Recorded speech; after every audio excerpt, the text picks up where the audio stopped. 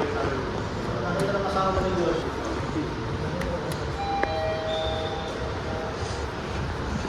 Saan tayo po, ma'am? Pati si Beth, ano eh. Yung...